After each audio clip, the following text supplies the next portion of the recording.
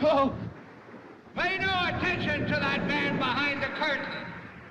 The great Oz has spoken.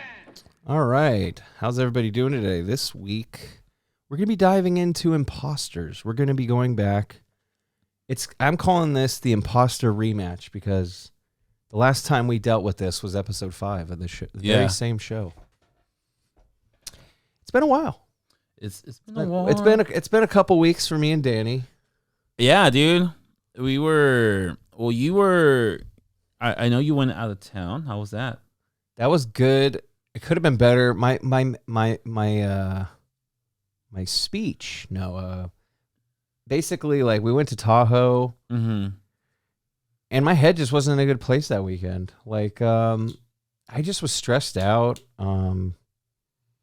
Sometimes things build up and you don't even realize it, but it was a challenging weekend because my youngest was crying a lot in the car. It was just nonstop for like 3 hours, both ways. Yeah. So like it was kind of I didn't have a lot of patience that trip. Yeah. Tahoe was beautiful. We had fun in the snow, and it was really cool.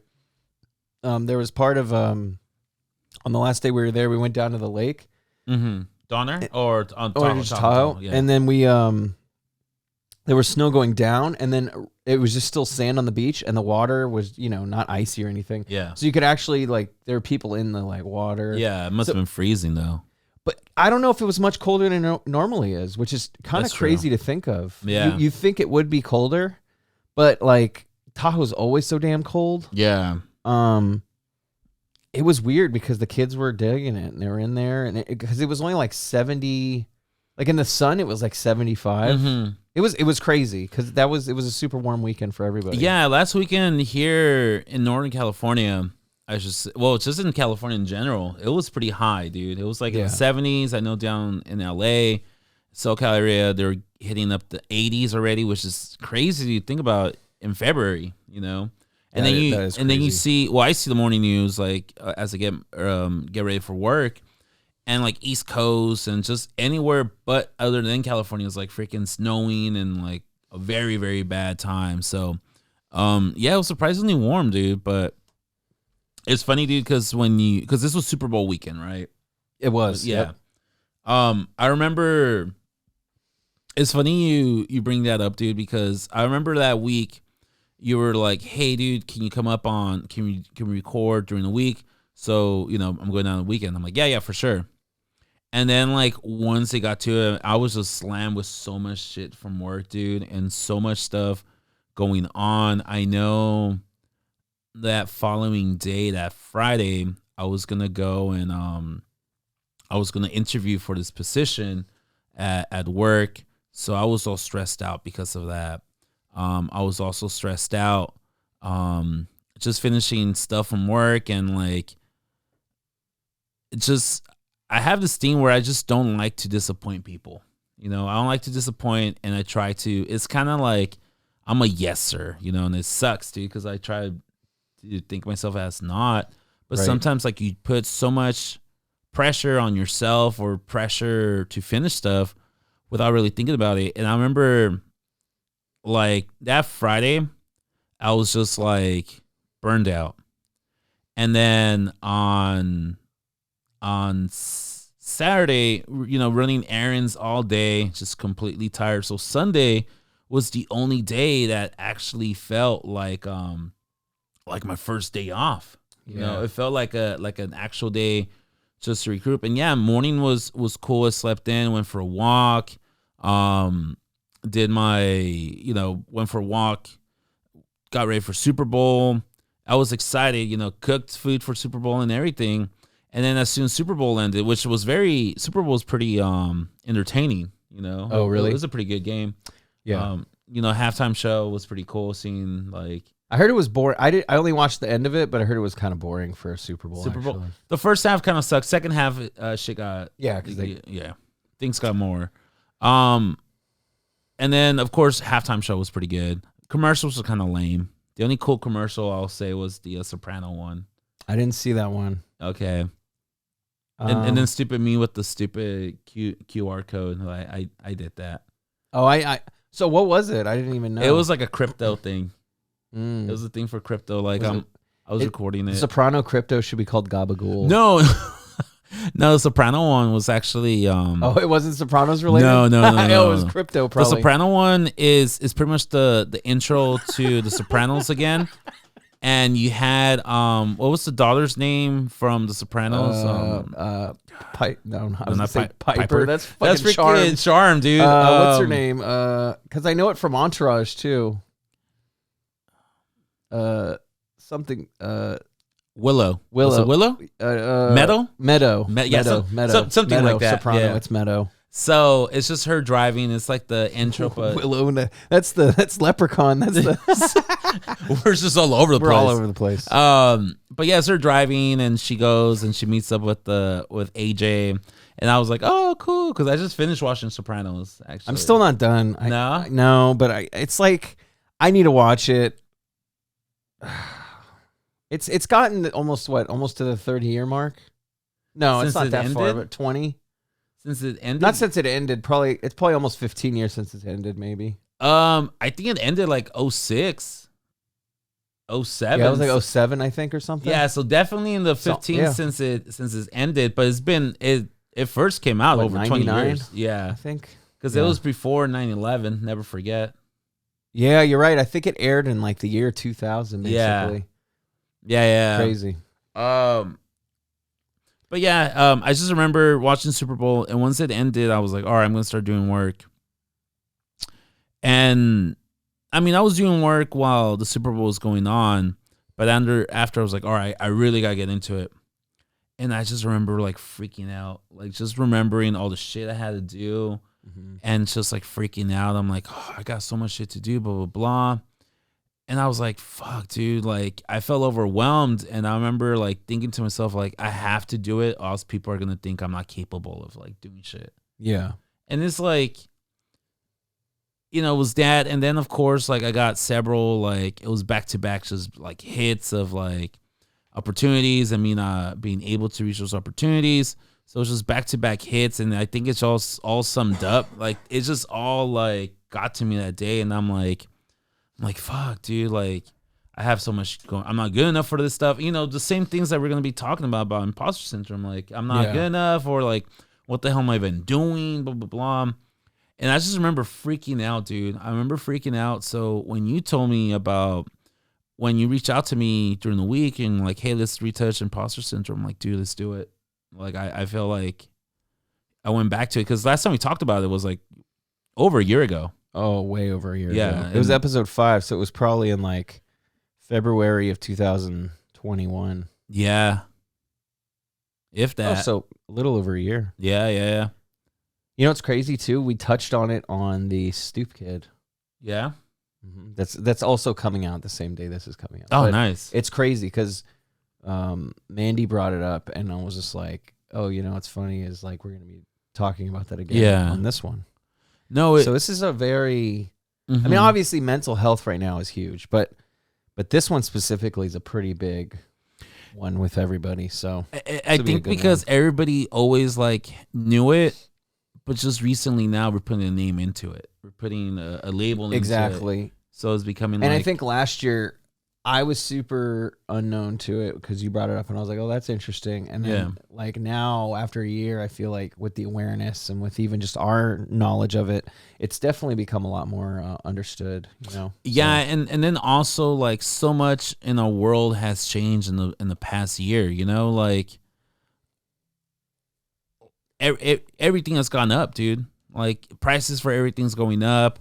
So even if you were good budgeting your money, like I feel like financially a lot of people are tripping because it's like I'm barely surviving now, and as we're going back to normal, where things are opening up again, it just feels like you're going back, everything's so expensive, and it's just like a shock into like reality and thinking like, well, shit, maybe I never really knew how to adult. And that's when I think that's more of us getting older than it is a pandemic, because I feel like every generation goes through that growth, which is figuring out what is important to you in life and what you can balance. Yeah. And I think it's just a lot of the coincidence was just there's a lot of 20 somethings going through this right now that are like, maybe they're doing it a little earlier than they naturally would have. But I that's what I think. I think people are getting shocked into growing up quicker Yeah. because of the circumstances that we've been dealing with. But I don't know.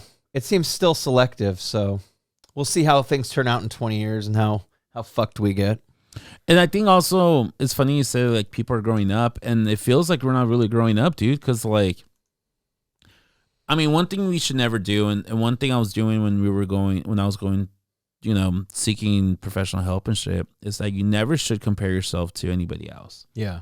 But like you think about like, in my case, I think about like my parents. Like my parents worked like jobs that weren't like the highest paid or anything like that, but they still managed to like put a roof over 4 kids, feed them, buy a house and shit like that. So they were able to survive on like fucking $12 an hour, $14 an hour.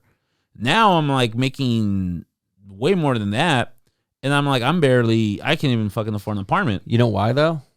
Why? I guarantee your parents weren't spending money like you spend money. True. They were probably really good at saving it. They were really good. My dad. That's what I mean. Good. Yeah. We have a spending problem in this country, not how much we make, because like you just said, even with inflation, you're still making crazy higher than what your parents were making. Yeah, absolutely. And even with inflation, it's still a livable wage. Mm-hmm. We would probably say, and even me, I make a livable wage. It's not a lot of money, but it's a livable wage. Yeah. And I think a lot of people have livable wages. I think we do live in a very expensive state, but it's always been that way. Yeah. So that's like, nothing new. Yeah, that's nothing new. It's weighing heavier on certain folks because since the pandemic, there were work restrictions and all that. But I think I was just talking to some coworkers. I feel like we are in a job surplus right now. I feel like it is a booming industry for a person to get a job. Yeah. It is so competitive for companies. I feel like it is totally, and that's why I get annoyed with people at this point in our timeline of things, is because I know we're all sad, we're all going through something, but you're making excuses if you're saying you don't have money nowadays, because there's so many opportunities to make money. There's DoorDash, there's Amazon, and let me tell you, Amazon, you got a pulse, you're in, and that's starting at $15 an hour. So if you want to deliver boxes all day, it's not glamorous, but it ain't hard. And if it's something, hey, look, I mean, I'm just saying, there's plenty. There's DoorDash. You could do you could do grocery shopping for people. The TaskRabbit or whatever. Yeah, I mean, there's so many things, and of course, you're not going to be a CEO of Twitter. But guess what? That guy wasn't the CEO of Twitter. He had to like work his way up. Yeah. So stop comparing yourself to Gary Vee. Stop comparing yourselves to like athletes that make millions of dollars, and just do you. But live within your means and save some fucking money, man. Like we spend money like it's. I'm speaking for myself as well. we spend money like it's burning a hole in our fucking pocket, dude. Because a lot of what we deal with too, and I think a lot of our spending right now has a lot to do with people being their depression. Because people will buy their way out of depression. And I think everyone's guilty of that. I mean, you would say, look, I'm going to go buy a guitar, right? And you would say, look, it's for my mental health. And it is, and it probably will make you happier, but it's still a materialistic purchase to change your mindset, right? Yeah, and I don't know what the heck. It's probably just, you got a little dryness. Maybe it's from the coffee. No, it's the little piece of bacon I had. I got a little piece of bacon. Wawa. Yeah, I got some Wawa. Drink a little Wawa. Got some little H2O. A little water break. H2O. That's okay. It's okay. Because then I don't want to pound freaking the whole thing of water and then like just little sippies. Little sippy sip. No, also I think it's like true. We do live in a very materialistic world. Madonna said it. We are, our generation. We love to spend money. Yeah, that's how you show your success. And I think it's all like it goes back to our topic with imposter syndrome. Like you want to show the world that you're doing okay. Yeah. So let me go ahead and spend money. Like nothing's bothering me. Right. And remember when we were in high school, anytime we messed up in school or in class, what was the shit their teachers would say? Like, oh, That's good if you want to work for McDonald's only. Yeah. Like, we were taught that working like fast food restaurants or the service industry was below us, or Right. like it was bad. So I think now that we've grown up, we're like, oh, we still see those type of jobs as like, below us. Like, Right. what, I'm gonna fucking deliver. Like, we're faking college grads. We're gonna go deliver shit That's a good for point. Amazon. But I think that's all back to the imposter syndrome, or just us like having this bad stigma on those type of jobs. Because in reality, like, dude, if it comes down to like putting a roof over my head or like surviving, I'm gonna go deliver some freaking boxes for Amazon. That's what I mean. Yeah. Yeah, at push comes to shove, I'm gonna go and do that, even if it like I feel like I'm like, oh, this is freaking dumb that I'm doing this. But it's just the sign of the times we live in right now. Yeah. And for those that are a little foggy on what we're talking about, the imposter syndrome is the feeling of imminent failure and incompetence, even though there's evidence of success. It's that negative voice saying like, you can't do it. Why are you doing this? You're gonna fail. Or like, you have no idea what the heck you're doing. Yeah. Which, I mean, who does nowadays? I mean, you know what though? Like, you could say no one does, but at the same time, that's a negative thing, right? You're just reinforcing that no one knows anything. What we need to enforce is like, just be fucking proud and be proud of the work you put into yourself and the work you put in. I fucking love that. Like, you can't. It's like it's like whittling something. I love analogies, even if they don't work. It's like, it's not going to look like a nice thing until, it takes time. You got to like cut it out. You got to like carve out details, and like, it's not going to be a 2-hour process. And that's where I'm guilty, is I want immediate success. Yeah. We want immediate, which is a terrible terrible quality. It's funny, dude. First off, I'm not a big fan of shopping at Walmart. It stresses me out. Yeah. It's so freaking like just busy. It stresses me out. But I have no. Hold on, let me fix this a little bit. Go on the other. There you go. There you go. Let me make this a little bit tighter. Yeah. All right. Okay. So I live in East San Jose. There's a Walmart literally like 10 minutes away, like 2 miles on Story, 2 miles down the street from my house. I hate going to a Walmart because it's fucking chaotic as fuck. Yeah. Like traffic getting there is horrible. Parking's horrible. The store is horrible. It's so chaotic.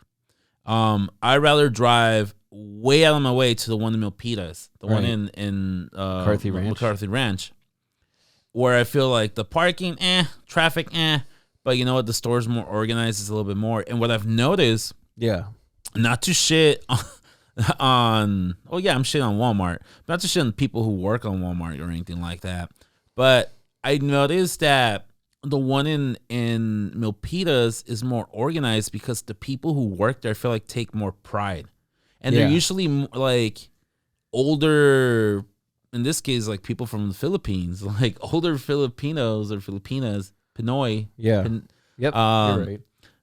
Working there, and I feel like they have the same work ethic as my dad does, who's like, take pride in whatever it is that you do, like whatever job it is that you're doing, like it might be the worst job, but take pride in it and do it right. Where the one in East Side, down the street from my house, there is people from Mexico, but I feel like there's also people who were raised here in the United States, and we have that mentality where like, this is below me, so I'm not gonna do like the best job. I hear you. Exactly. They're bums. Yeah, so I feel like it's different work ethic. They don't have the immigrant mentality. Yeah, and that shows a lot, dude. That shows a lot. So it was just funny when you said about like, taking pride in what you do and, doing like an honest job like that. I feel, and it shows off. It comes off to the people. Yeah. Plus you take that attitude on everything you do. Like, once you do it in any job, you're going to take it with you in your projects. You're going to take it with you like in your relationships. And that's what you need to do is like, as a society, we've become so critical about things, and we're always like criticizing like what we need to fix, but we're never like really celebrating the wins. Yeah. Even at work, like I remember a year or so ago, I gave my work some shit. I said, you guys are so critical about our mistakes, but you never celebrate the wins. And like, that's no motivation for a team to want to succeed. Yeah. Because if there's not even gratification going along with the positive experience or a win, then there's no reward. There's no reason. You know, it's not like people do this in the kindness of their heart. Like, come on, we go there to get paid. And it's funny because one of the things that we were literally talking about in this project a couple weeks ago was why we left jobs. And it's one of the main reasons we were leaving jobs is because we felt like we were taken for granted, or we were not taken, or we were what's the word I'm looking for? Not appreciated. Not appreciated. Thank you. And yeah, as if you do not appreciate people doing their job, their normal job and shit, you're only focusing on the bad things that one or two people are doing. Like, yeah, you feel like, well, what the fuck am I doing here? Like, I can work hella hard and no one even cares. Vice versa, I can just put no fucking effort and it'll be the same thing. And it's kind of, it's very similar to what I was talking about before we went on air about my situation. Yeah. Where it's like, okay, what do I want to do? But at the end of the day, I am, at the end of the day, I'm going to take pride in whatever it is that I do. And I'm going to try and do my best. You're going to be all that you can be. In the army. Fucking in the army now. Remember that movie? movie? Dude, how fucking amazing was that movie? That was a good movie. I like Pauly Shore. I do like Pauly Shore. Did I give you one of those? I don't think so. No? No. Well, one of those for you. Oh, thank you. But anyway, don't tell them what we're talking about. Okay. But yeah, great movie. Andy Dick was all right in that movie also. Oh yeah. Pauly Shore in the early 90s was just freaking killing it. Yeah, he was the weasel, as some call him. He's So this week too, we wanted to focus on, last time we talked about the broad spectrum of imposter syndrome and how it connects to us. This week, I wanted to focus a little more on the 5 types of personalities connected with it in this article I found. Oh, nice. It's pretty interesting because it also has questions to kind of like guide you on whether or not this is you. So starting with this, we got the perfectionist, also known as the control freak. They set extremely high goals and standards, and when they don't measure up, they doubt themselves and they experience depression. Mm-hmm. And it's like, okay, that's a broad spectrum. How could you? Well, have you ever been accused of being a micromanager, Danny? No. Yeah, so that doesn't really happen with me. Yeah. But there's definitely plenty of people that micromanage. So, well, I mean, I'm a freaking teacher, so sometimes I have to micromanage some students. Yeah, but that's more like managing. Yeah. I don't know if you can micromanage.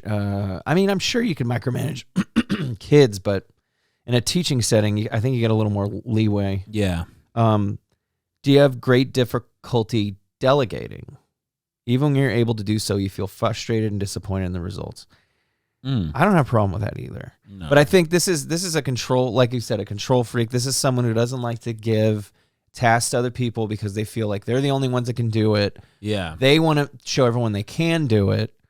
But in actuality, all they're doing is stressing themselves out, overworking themselves, and then alienating themselves from the team, and they're just depressed. So you're really not helping the team, you're not helping yourself, and you're probably not helping the situation much. Yeah. So yeah, I'm gonna probably be posting a lot of these questions on one of the posts so people can read to see what they meet. So it makes it a little easier because people are gonna be like, "What are you talking about?" Well, I'll show you, but in audible form, we're going down the list. But yeah, some advice to the perfectionists out there and the control freaks would be to just take those mistakes in stride. You know, it's an ongoing investment, and kind of like what we touched on earlier, you really need to like celebrate those achievements and those wins, because if that's the motivation to do better, and that's the motivation to like, hey, next time I know what to do. Like, I was here before. I shouldn't, instead of like taking it all on my back and acting like no one wants to help me, I could immediately from the jump communicate with the team and say, look, I need this, this, and this done. Mm-hmm. Can you help me out with this and this? You'd be surprised. A lot of people just need a little bit of direction, and they can really help you out, Yeah, and I think that's the very last part, like, celebrating the achievements.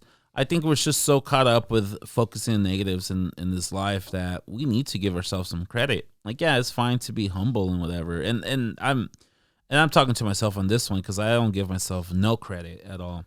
But yeah, like I'm working on that too. Yeah, so I feel like I have to, take my wins and focus on some of the goods, because if you just dwell like, oh, I couldn't be doing this, blah blah blah, and then like when they tell me like, oh yeah, well, you're doing this, you're doing that, I'm like, yeah, but that's expected for me. Like that's what it doesn't, like, I need to give myself some credit and not be so freaking harsh. And we're all going through it. It's a really difficult thing. Because you got to remind yourself, it's like pretend there's a fake manager for your mind, right? Mm-hmm. And if that person talked to you the way you talk to yourself, would you like them? Hell no. And if the answer is no, then we need to change that, because like we shouldn't hate our inner voice, right? Yeah. And like it does feel, got a little wheezy on that one. It does feel like sometimes we have a shitty manager in our heads, doesn't it? Yeah. Like you're like, God, I hate that guy, like, or or woman, but or whatever they are in your head. I have a non-binary voice in my head. Okay. I had to go there. It's fun. I'm using this language so it's not so foreign. Yeah. Education is important, people. Yeah. I was just telling somebody that for me it's so difficult, like with like the usage of pronouns. It's pretty rough, dude. It's hard. And again, you're gonna leave something out, and it's not because I'm not trying or I don't acknowledge them. It's just that we grew up so like without even thinking about that. We grew up without even like we didn't know what the fucking asexual was or non-binary and all that shit. Well, and dude, I was thinking about that too. Like before all these pronouns became like a big thing in society, which I will argue didn't really start until maybe 5 years ago. Maybe. Yeah. So, that's when I started learning from it. It's a little new. Yeah. And I was just thinking of how crazy it was that we were like the last generation to call like natives Native American, or we were the last generation that learned about them being called Indians. Yeah. Because I remember in my textbooks in elementary school, they were like Navajo Indians, Apache Indians, Comanche. It wasn't until like middle school or like high school it was Native Americans. And I say Native Americans now. Yeah. But it's funny because the people who grew up in the 80s, people now when they talk to them would be like, oh, you're racist for calling them Indians. And it's like, dude, our textbooks literally called them that. It was like it's crazy to keep up with. And the point I'm trying to make is like, it's easy to call generations before us ignorant because they didn't have the exposure to what we're talking about. Yeah, no. Like we got to give some little leeway a little bit to some of these older people that don't quite understand or aren't educated on what the hell society says is normal now. Like it wasn't until a couple, like around 5 or 6 years ago also, where I only knew, like when I was in college and high school, it was only gay, lesbian, and bi. That was the only thing. And then when I went to college, we started calling the LGBTQ, Right. And then it wasn't until maybe 5 or 6 years ago when I was relearning the California standards for history and then applying them for my schools working at the time, where they started throwing in like QIA, they started throwing all these different terms, and I was like, what the fuck is this? Like, it messed with my head because they're like, oh yeah, this is a brand new, I'm like, who? Like, if I wasn't in college, so I didn't know anything about it. And like, by this time I was already like 5 or 6 years out of college. So like, it's not like I pick up a freaking college textbook or like an article and start reading college material in my spare time. So for me, it was very difficult, not really difficult, like to accept it, but like, oh, okay. And then like trying to apply and understand it. Right. And just people expecting you to know.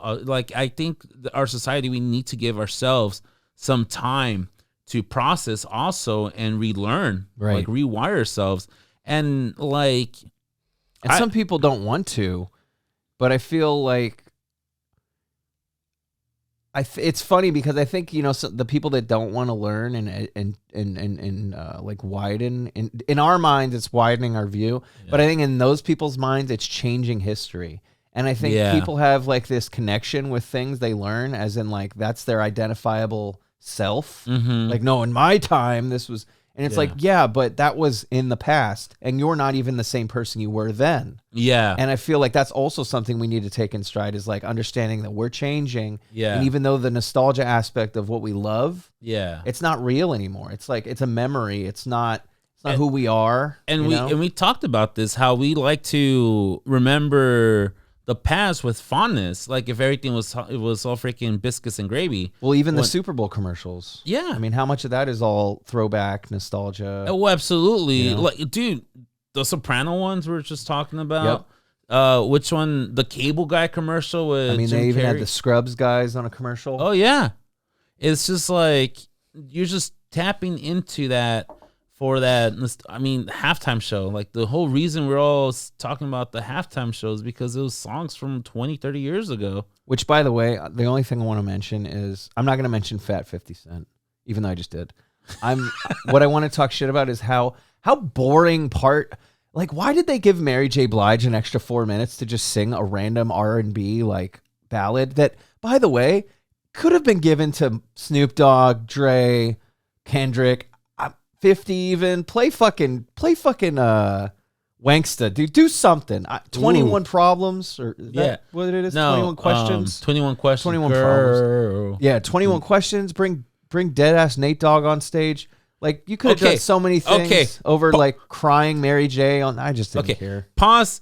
Yeah. Imposter Central real quickly. Let's pause this.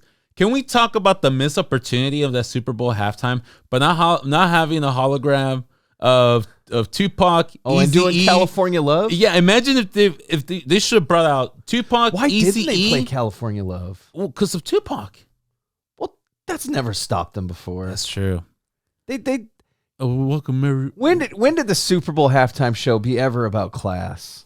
Come on. Yeah. Never. Yeah, dude. It was just a missed opportunity. If it was up to me, I would just do holograms of Tupac so he can come out saying, "What's up, Super Bowl?" Yeah, like shooting dice. Yeah. Eazy-E. I mean, what a freaking great opportunity to acknowledge Eazy-E and the creation of that genre that they were. But once again, like, just like I don't want to shit on it so much and sound like a boomer. Like, I'm not glorifying it either, but I agree but we as expectations, the whole managing expectations, the Super Bowl halftime, whenever it's an artist you like, you know you're going to hear 2 1-minute versions of those songs. Yeah. Condensed down, censored, and it's just, they're only going to pick like 3 radio hits.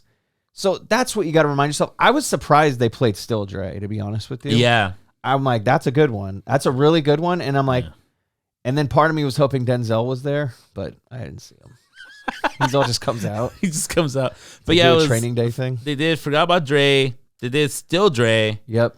They did In the Club. Yep.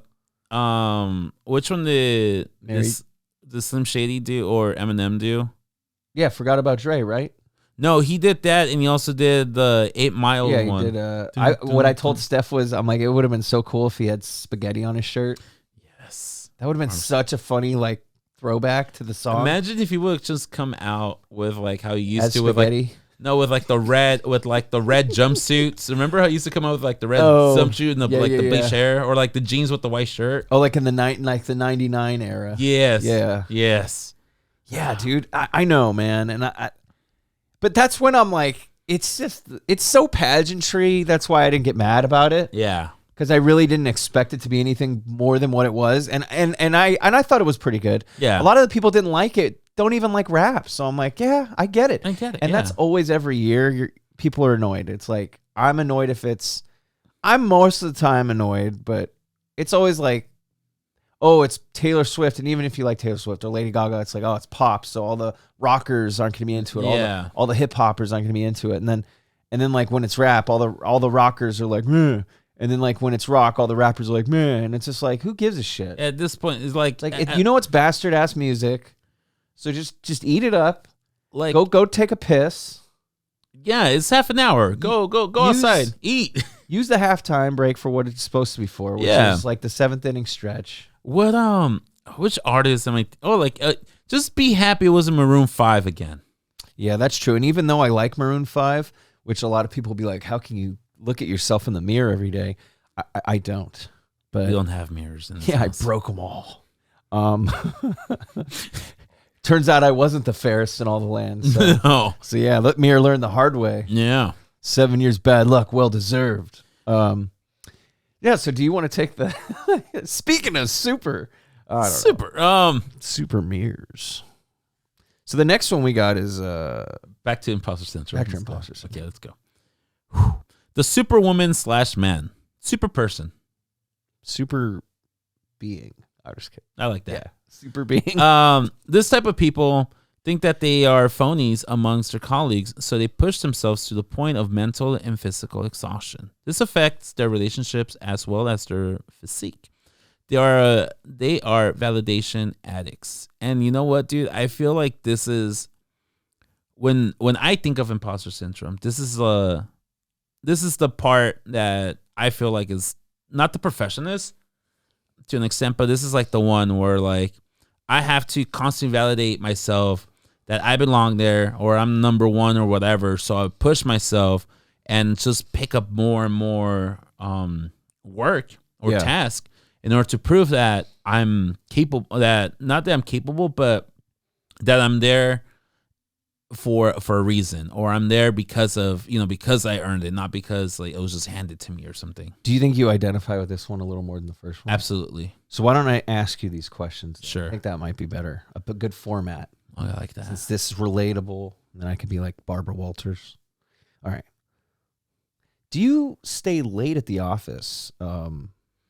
Later than the rest of your team, even past the point that you're completed with all the work? Not recently, but there is times. But like I mean, that's a once or twice. relatable behavior. Yeah. So that's a green check, Danny. Yeah. Do you feel stressed when you're not working and you find downtime completely wasteful? Absolutely not. That's good. But I am stressing like when I'm doing downtime or not doing work and think about all the work I have to do. Right. Yeah. Okay. But I think that, that's pretty standard. Have you left your hobbies and passions fall by the wayside for work? I guess like 2 weeks ago when I couldn't do the episode with you, I was like, hey, I got a bunch of work. I won't be able to do it. But I mean, is that like a common thing for you? Like, does it take over time from the band? And no.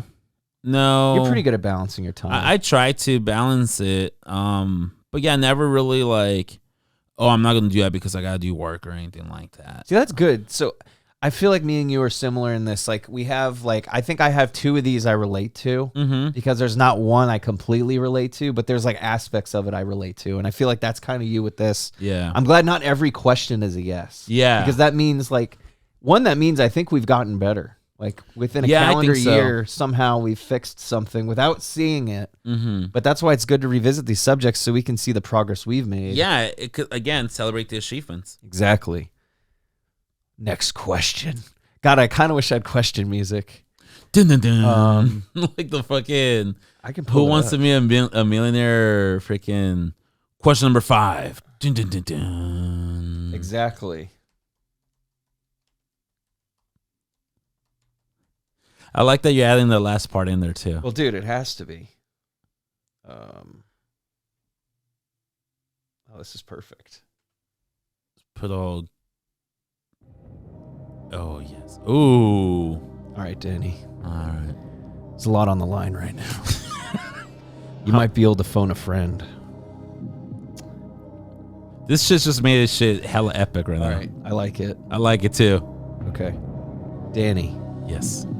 do you feel like you haven't truly earned your title, despite numerous degrees and achievements? So you feel pressed to work harder and longer than those around you to prove your worth?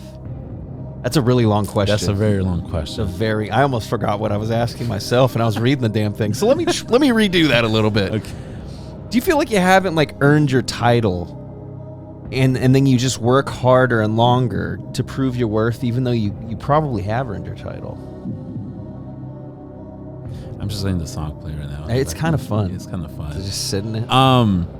There was a time, dude. There was a time where I felt like I wasn't really capable of the job title or my job. Yeah.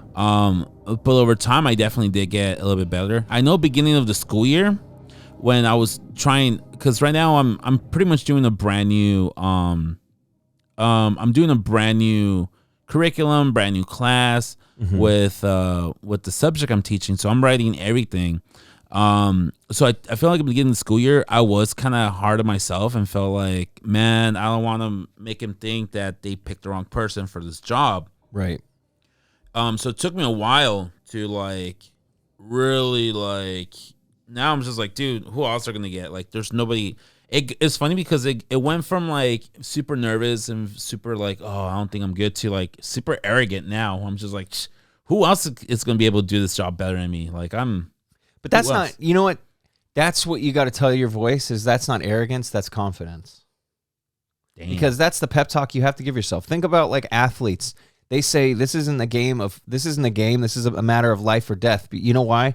Because you have to elevate your want to win that much. So you push yourself. Yeah. And I don't think it's any different with your mind. I think you have to be that voice that sounds arrogant because that's pep talking. Yeah. Like people, like think about like a pre-war speech. They're not like, listen, man, realistically, you're all going to fucking die. Yeah. So strap your helmets on and get, it's like no one's going to want to fucking go out there. Even if they know they're outnumbered, the key is your mind, your state of mind when you go out there, right? Yeah. So you got to attack shit like it's war, like I know we've talked about this before and we have different love languages when it comes to getting us pepped up. Yeah. And I'm more of that crazy war type and you're not necessarily that, but it's not arrogance, that's confidence. Yeah, and I guess it's part of that whole, because nobody wants to be, because if you're arrogant, it implies that you don't know what the heck you're talking about. You're speaking out. It's like blind. It's a blind emotion. Yeah, there's nothing proving it. And I guess it goes back to the whole imposter syndrome. Like, if you're being arrogant, is because you like this person is being arrogant. He doesn't know what the heck he's talking about. He's just trying to prove that he knows everything. Right. And then once you're gonna disprove that person, you're gonna make that person look dumb. And I guess that goes back to the whole part of this is like you don't want to look dumb or you don't want to be seen like a failure or that you were just a good bullshitter. It's a good way not to look dumb, to own your mistakes. Yeah. Because we're so scared of looking dumb, but what looks worse, making a mistake and saying, you know what, that's on me, versus just not saying anything and being all meek about it. Mm-hmm. They're going to be more annoyed at the person that didn't take any accountability. Yeah. Because one, if you're saying out loud, like, oh, that was my bad, like at least you're showing out loud to yourself and to the universe that like, that's not okay. And next time I don't want to do that.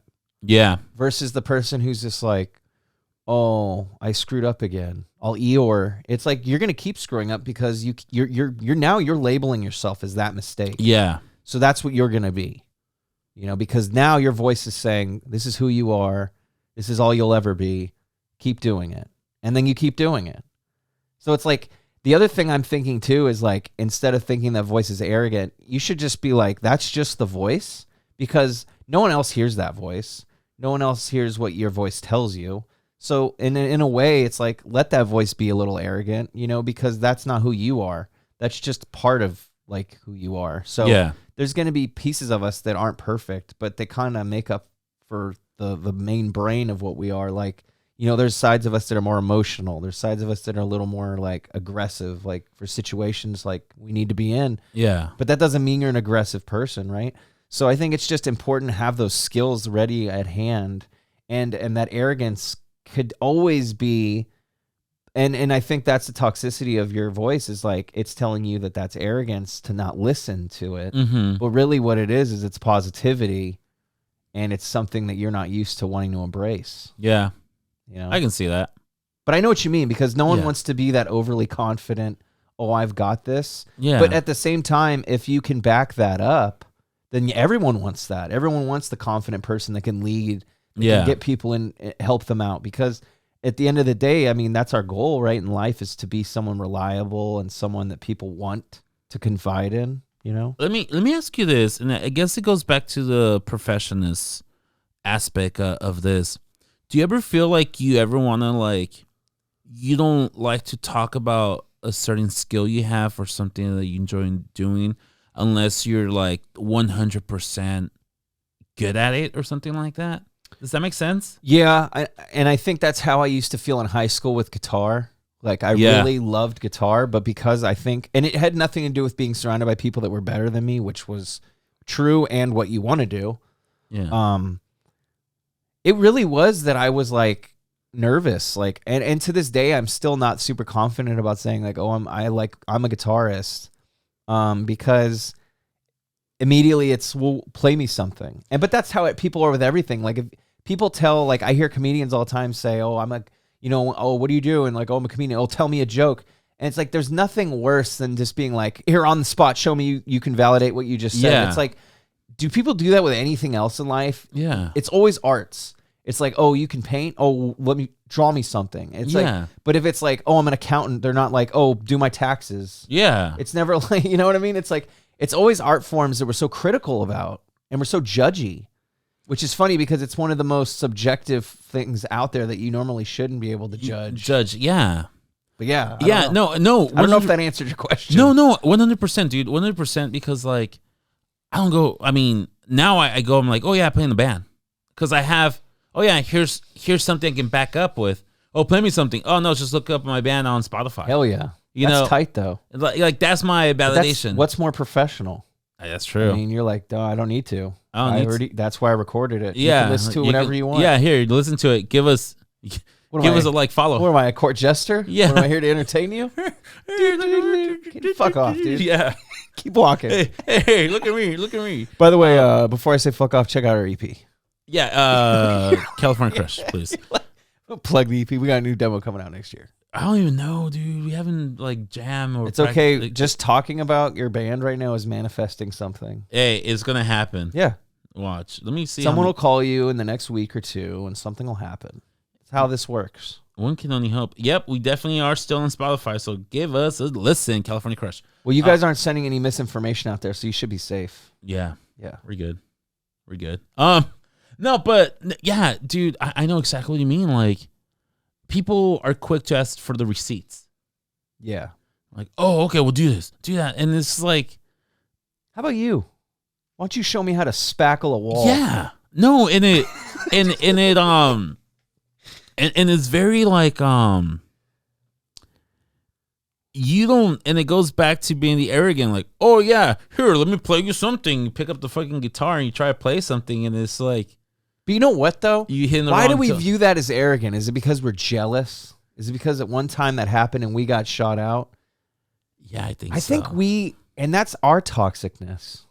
It's male toxic, dude. But that's toxic on our part. Yeah. It's like, it's not toxic that dude's like, look what I can do. I mean, it's douchey. Yeah. But if we had the talent and the skill, we would be doing the same shit. Oh, absolutely. So that, and I'm not saying you're hating on the guy, but I'm just saying that's a miswire on our part, because we should be embracing wins. We should be embracing our own wins, but instead we're hating on our own wins and we're hating on other people's wins. Yeah. And that is something that's very common. People constantly talk down to and hate on things that work for other people because we want things to work for us. But the thing is I don't think anyone knows how those things work. And I mean, it's really, it's hard work and dedication. And it's not like timelines are different for everybody. Some people will get them in a real quick timeline, and some people work 20 years for it. Yeah. And it's like what we have to put into it. And you know what, Coop, with anything of art, like any art related thing, it's not that you have to be good at it. It's just, it brings you joy. So if it brings you joy, fuck how good you are or how bad you think you are or what other people think about you. It brings you joy, you do it, dude. Yeah. And that's the thing, because once it brings you joy, then it can be something that you look forward to practicing more at. Yeah. Because if you don't enjoy something, you're not going to work for it. Exactly. Like yesterday, I bought Champ a skateboard, and I was trying to show him how to kick around on it. And then he kind of mentioned to me, and it gave me a little perspective. He's like, I'm bored. And I was like, okay, let's switch gears on this. Mm-hmm. I was like, let's just kick around and have fun. Because if he is not even enjoying it, he's not going to want to learn how to do it. Because that's the thing that I think dads do wrong, is we focus on the technical aspect of teaching, but we don't focus on the fun aspect, which is if your kids aren't having fun, good luck teaching them to do something. Yeah. Because that's kind of the whole trick with teaching kids is finding ways to make things that aren't fun interesting, right? Yeah. So, like, why do they want to help out with chores around the house? Because it gives them a sense of responsibility, and it makes them feel like they're not children. It makes them feel like they're like adults. a respectable part of a community that pulls their weight. Those are things we want to teach kids, you know. But how do we go about doing that? Like, why? They're not going to always want to do the garbage, right? At first, they're like, ooh, cool, something to do. But, like, how do you keep that interesting when they're getting to their 12s and 13s? You know, and it's got to be, like, it's going to be a little more forced. Yeah. But it's going to, you know, you got to figure out ways to make things interesting. Like, you can't just be, like, yelling, well, clean this shit. Well, why? It's just remember, like, when you first started driving, like, you will want to do all the errands. You want me to go to the store? Yeah, let me jump in the car. I'll drive. After 6 months of that. And after 6 months, you're like, oh, fuck that. I don't want to drive at all. You're like, you know what? Yeah, I'm good. Yeah. So you have to give yourself something forward to. Like, for me, it's like, cool. I get to listen to, like, my podcast or something. I get to listen to, you know, this or that I save myself not to do the whole week so I can, like, listen to it. And you can control the radio. You're like, oh, I got to pick what we're listening to. Oh, yeah. It's a sense of responsibility. Ooh, there we go. So the next one is called The Natural Genius. So it's you set impossibly high expectations and obsess about getting things perfect on the first try. And if you can't do it quickly and perfectly, it's a failure. Dude, that goes to why we never really like to showcase our arts or something, dude. Yeah. In my case, this rings a freaking bell for me. Yeah, this one rings a bell for me too. And I think only one of these questions was like, I was like, no, that's not me. But are you used to excelling without much effort? No. Not really. I definitely got to put effort into shit. Yeah. Like, I don't know if there's anything I naturally, like, if I'm naturally decent at something, it's because I did put the time in at least once in my life. Like, oh, yeah, I can draw. Well, I spent years doing that. So it's like, it's a skill I have. It's not like, oh, I just naturally could just.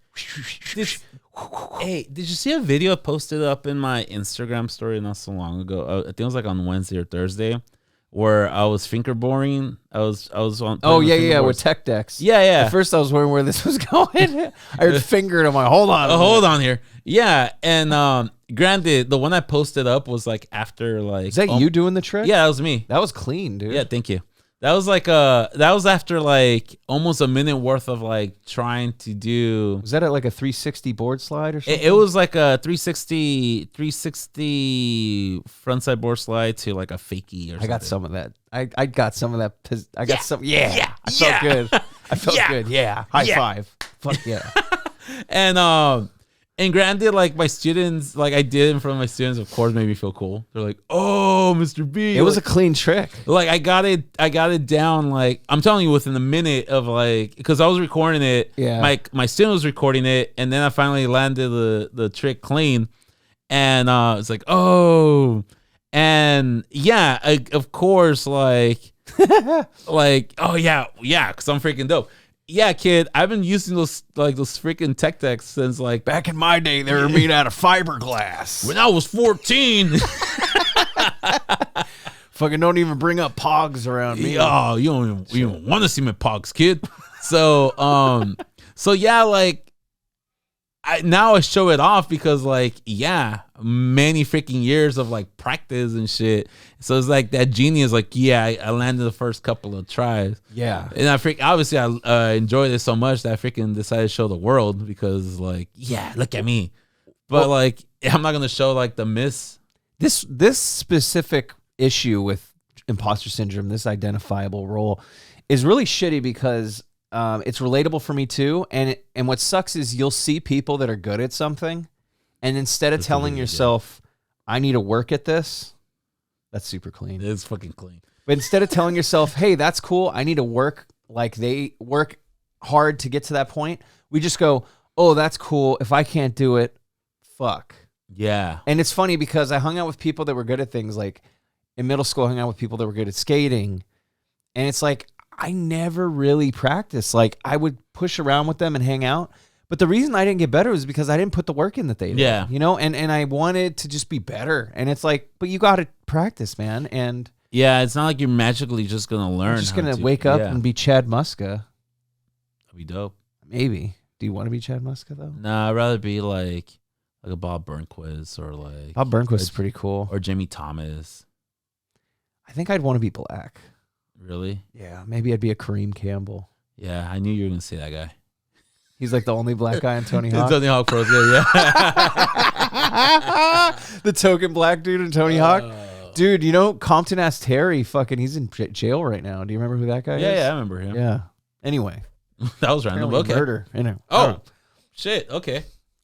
Wow. Well, attempted maybe? I don't know. I don't think it was cold blood. Maybe it was a skateboard. Do you have a track record of getting straight A's or gold stars? Hell How to the old? no. Hold on.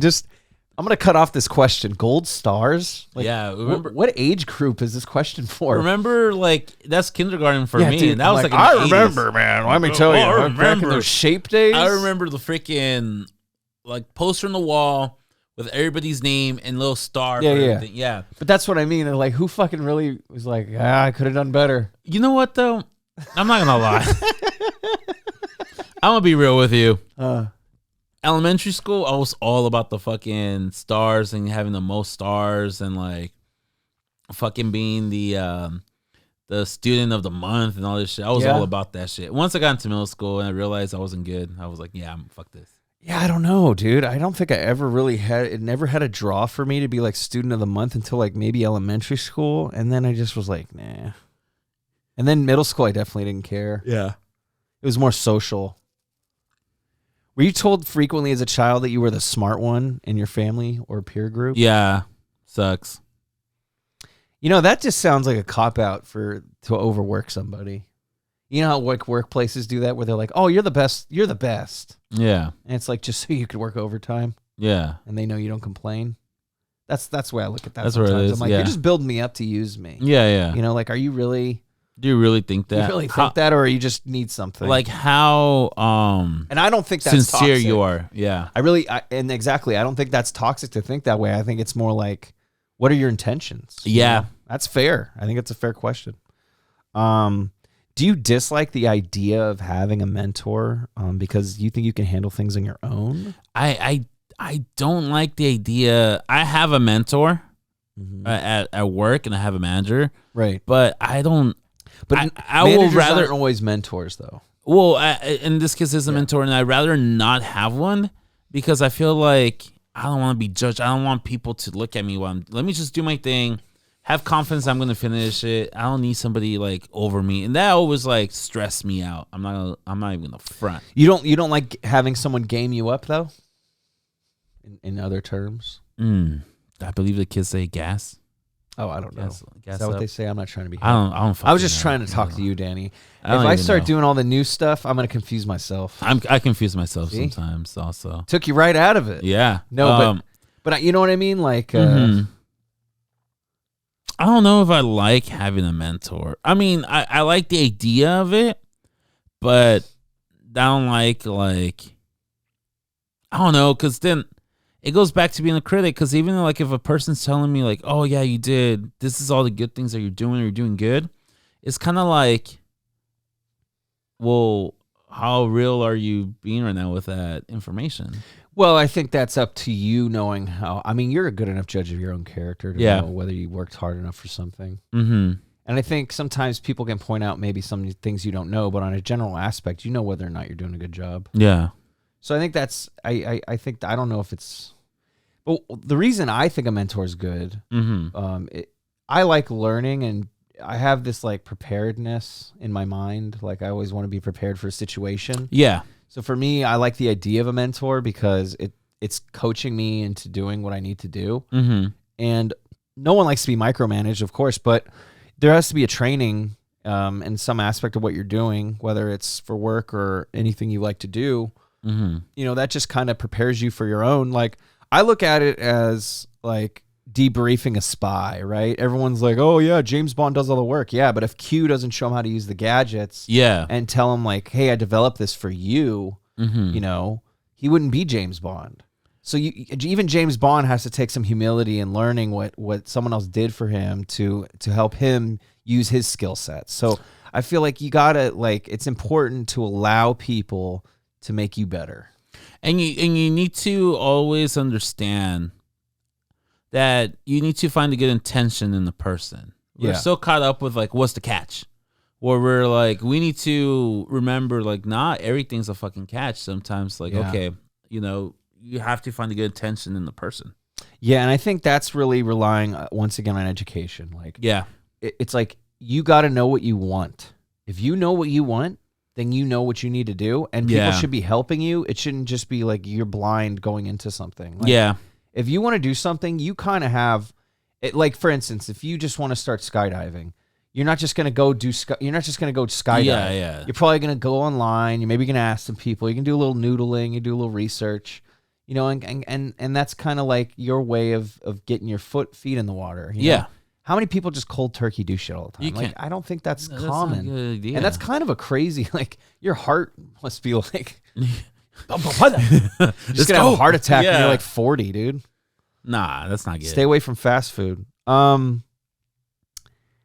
So I think something to deal with the natural genius, a good assessment, and I kind of put this together based on what I read from the article. It's don't quit after failure, but use it as a growing tool for improvement and improving those skills that lack, because over time those skills will become assets, Yeah, and you got to let them grow. And that's one thing that has been super difficult for me. And I'm not sure about you, but learning from your mistakes, and whenever I tell my students about this, is in life is one thing, but I'm just think about a video game. When you're passing a level, you learn from when you died, or you couldn't, and then you try not to do that same mistake, or you pick up on, I don't know, I'm thinking the old school video games and shit. You learn the boss's moves, and so you kind of learn what to expect. So you're not gonna pass a game all in the first try. Right. So you need to learn from your mistakes. You need to acknowledge it, and then build upon that. And it's just in life, and it's hard. It's easier said than done, myself included. But we need to, or I need to, understand that failure is a good thing. And I can cry about it. I can dwell on it, whatever. But of course you're entitled to feel bummed out if you didn't get that promotion, if you didn't get that new job, if you didn't, whatever. Right. You allow yourself to feel that emotion because we're human. Go through the emotion. You got to get it out. But then don't dwell on it. No. Move on. Look for the next step. Yeah, build off of it. Right? Yeah, absolutely. So the next one we got is the soloist. And this is people who are ashamed to ask for help and force the issue that they can do it themselves.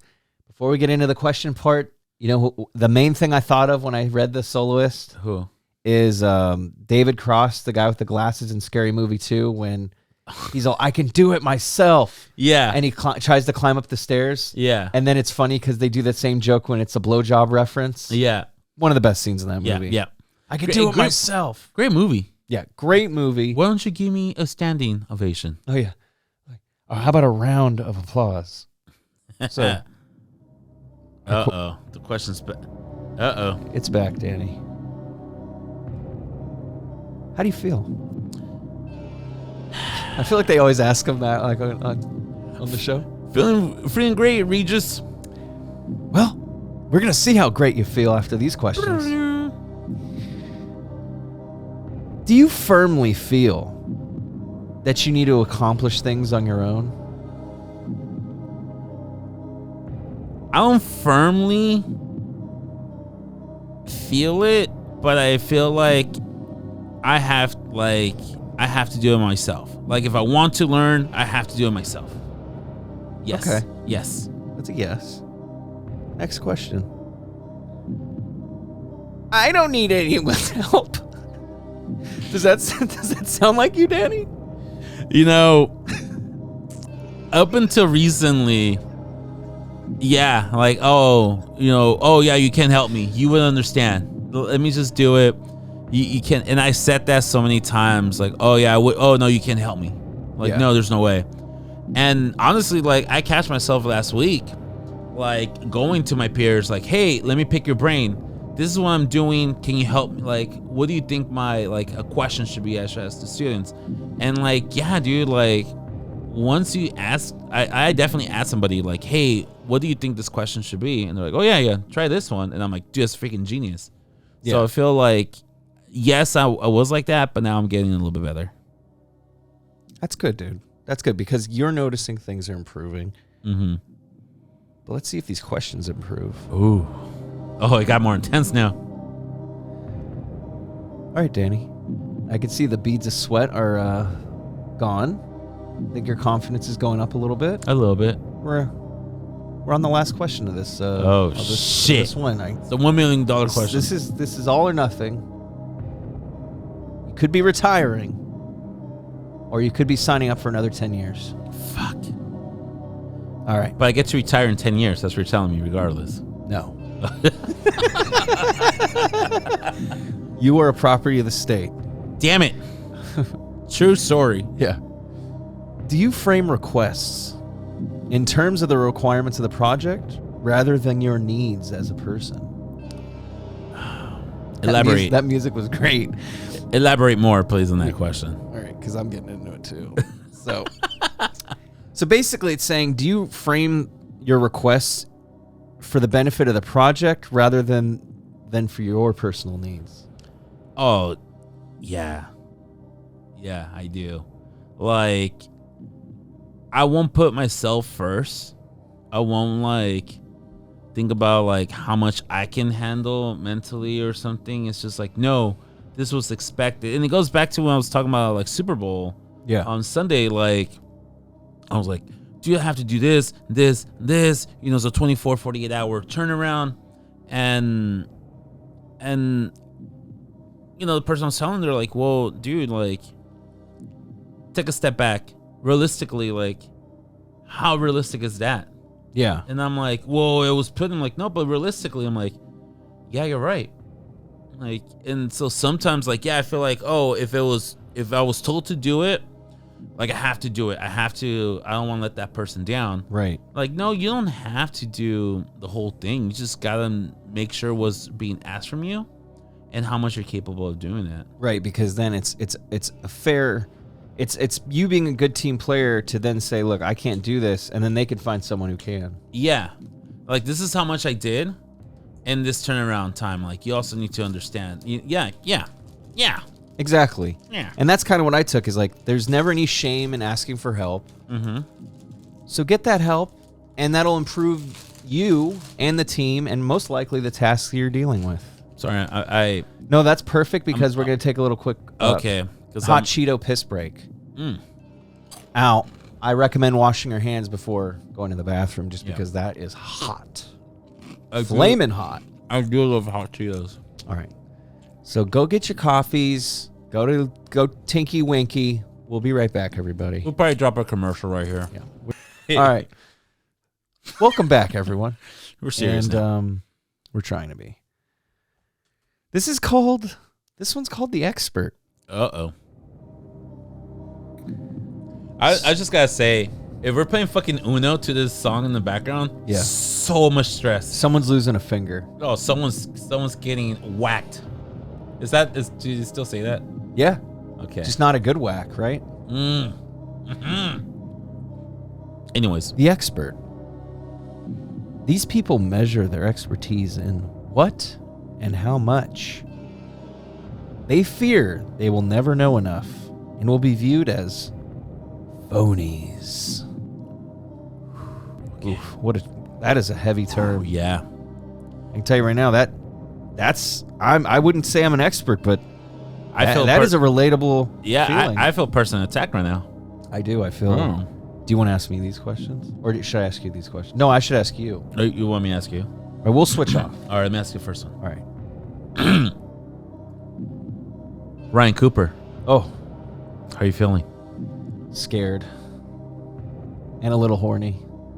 You shouldn't be scared. He's like, you shouldn't be horny. You should be horny either. Please, please don't be horny. It's only just me and you, dude. We don't need to be horny. Let me ask you this, Coop.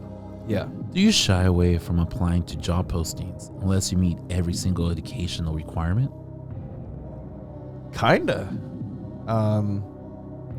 I know that's wrong. I would say yes, but I think I'm getting better because I'm learning that those are just average requirements, and a lot of the requirements can be taught on the job as well. Yeah.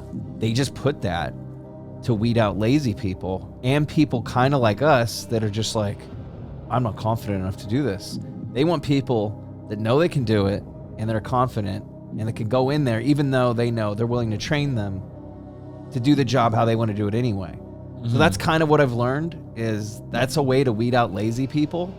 But realistically, any good company or job out there is gonna want to train you to do it the way they do it. So which means, in a sense, essentially, you don't have to know how to do it. Yeah. You just need to be willing to learn. Yeah.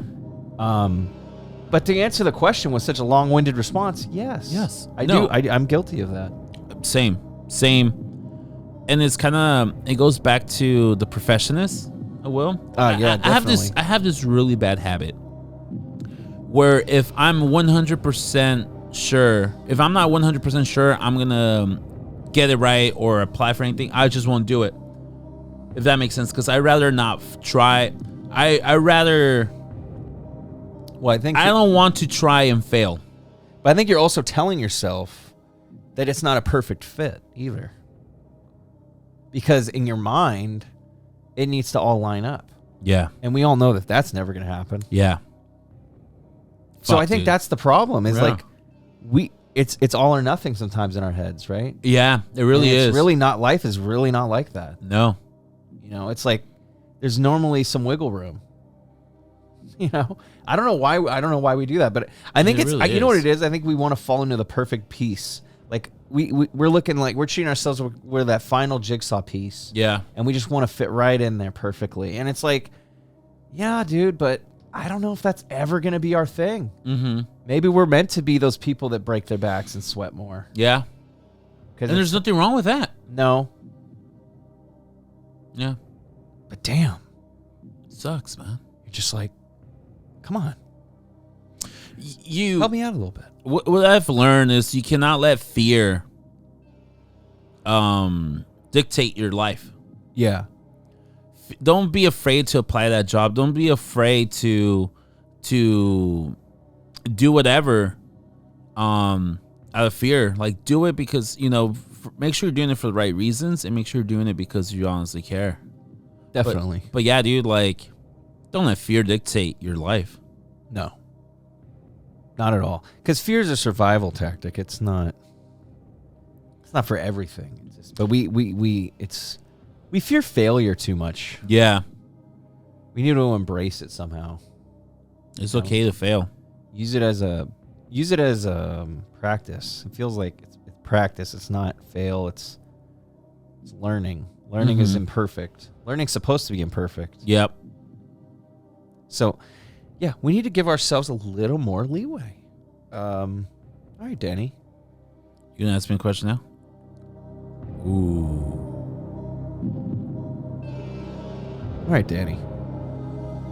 Are you constantly seeking out training or certifications because you think you need to improve your skills in order to succeed? No. Yeah, me neither. Because that kind of goes, if you said yes, that would definitely go against the point you were making earlier, which is the mentor thing. Yeah. So that makes sense why you were a no on that. Can I ask you the next question? Definitely. Even if you've been in your role for many times, or some time, I'm sorry. Let me start that one more time. Yeah, I'm sorry. you got it. Do those. Here, hold on. I got you. All right. That's what I was waiting for. Mr. Cooper. God, speak English enough today. I can't tell you that. It'll be racist. All right, here we go. Mr. Cooper. Yes. Even if you've been in your role for some times, can you relate to feeling like you still don't know enough? Oh, yeah, definitely. Like even at work. I'm not going to mention work. I'm going to talk about my passions. Like with this project specifically. I even feel that way. Because it's weird. I get in funks all the time that I'm still like, oh, you're not good enough. You're not showcasing enough of your issues and making it relatable. And maybe that's true. But I still, we constantly remind everyone on this project that we're not experts. Yeah. So I don't know. I of course I have this phony poser fear in my life because that was instilled in me when I was in middle school. But I'm better at suppressing that voice.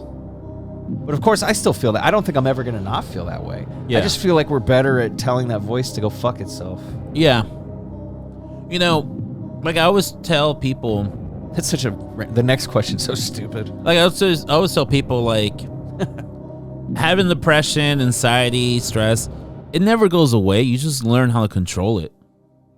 Yeah. Well, It shouldn't go away. It shouldn't. It's instincts that we need. We just need to know how to use them. And then as far as like the question, yeah, I'm always constantly thinking like, oh no, I'm always looking for like I'm always like, no, I could have done better. It's never enough. Or I never know enough.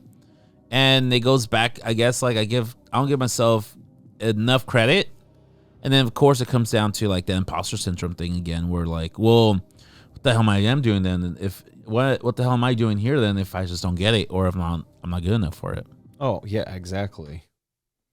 What's up? You gonna go for dramatic effects? No. I just, I liked what you were saying. I just don't mind the man behind the curtain. Oh, I like that. I like that. I like that.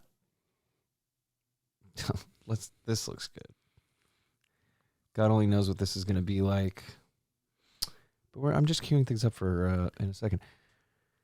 But it's really about improving yourself.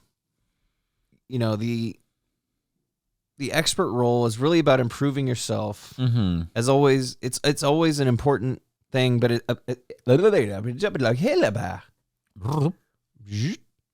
but obsessing about hoarding information is not good. Like some people are just like they want to collect it, and then it just becomes like I'm a Rolodex of things, but you're not applying any of it, and it's not applicable to who you are.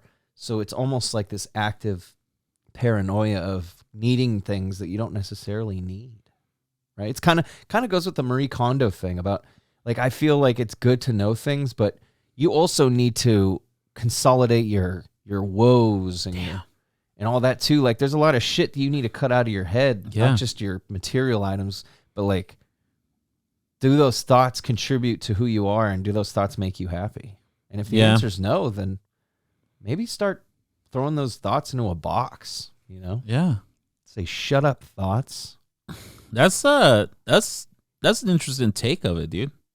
Yeah, I never really thought of it. Not to like give myself this like, hey, look at you kind of philosophy, But no, I just a lot of what we deal with is a metaphor for everything we're doing. Like, I mean, we could go through the list of episodes we've done, and we could probably be like, oh wow, there's certain things that and that might not be a bad idea. Maybe we could go through and revisit and be like, oh wow, what have we done, and is that something we can elaborate more on, and has it changed maybe in that 6 or 7 months since we've last talked about it? Yeah. And there's really cool kind of like workaround for all of these characteristics of imposter syndrome that I found, which was for all these thoughts we have, practice something called just-in-time learning, which is when you learn a skill and focus on it when it's something you need actively. And that's kind of like what I was just saying. It's like there's no point in taking all these paranoia. Oh my God, what if the nuclear bomb goes off? And I gotta know where to go. And like I gotta cut down my friends list on Facebook so like I don't have to worry about all those birthday greetings I gotta do every year. Those are maybe those are good thoughts. Maybe they're not. Yeah. But does it relate? And is it something you need actively? And a lot of it's just noise that we obsess about. So I thought that was nice. You know, before we leave, I just wanted to, you know, we were going to end with some nice little factoids and a couple thoughts. And, you know, I just wanted it to set the mood because we're professionals and it's important to revisit that as much as humanly possible. Oh, no, we are. So, all right, guys. That's exactly what I was expecting. Did you know that 70% of people suffer from imposter syndrome one time or not in their career? No way. I mean, I don't know about you, but I feel like I just inhaled some cocaine. This music gets me going. Hey, this music is getting me ready to join the team and be a member of the whatever blank family. Be careful. It might be a racist noun. I don't know where that was going. But I tell you where we're going. Not the Manson family, though. Yeah, not the Manson family. Start accepting and embracing those capabilities. Because, God damn it, we matter. We do. And you know what? So do you. Tune in next week for a whole new show with a whole new group of people. Nope, just us. Nope, just us. I don't know why I said Hopefully the whole new group of listeners. Yeah, because we're sick of the old ones, okay? We love you guys, but... No, we love you, but we need new. Yes. We need new listeners. We need old... No, we love everybody. This is just me blowing my horn at the end of the day because we finished. We wrapped up another episode. It's great. It felt good, and by golly, I think we grew a little bit. It's funny because that song... Yeah. Turn it back on for me, please. Yeah, we're not done. It sounds like where the streets have no name. Oh, you too? Yeah, it kind of does, huh? All right, we're done here. Be like, if you or anyone you know suffers from cocaine, it's like a fucking rehab facility. Yeah. All right, everybody. Substance Take abuse. care, be safe, and don't overuse those substances. Just use the right amount. Thank you.